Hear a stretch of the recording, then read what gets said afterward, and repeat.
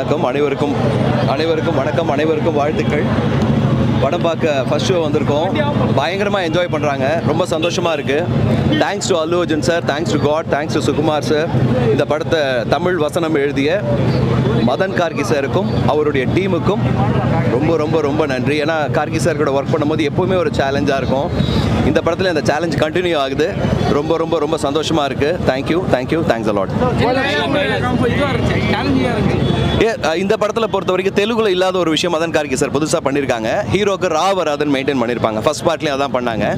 Hero பேர் புஷ்பராஜ், அதில் ரா இருக்குது. ஹீரோயின் பேர் அதுலேயும் ரா இருக்குது. ஸோ ரா இல்லாமல் எல்லா இதுலையுமே பேசணும். சரக்கை கடத்தணும்னு சொன்னால் கூட ரா இல்லாமல் சொல்லணும். ஸோ படம் முழுக்க ரா இல்லாமல் பேசணுங்கிறது கண்டிப்பாக சேலஞ்ச் தான் சார். ப்ளஸ் அவரோட வாய்ஸையும் மேட்ச் பண்ணணும்.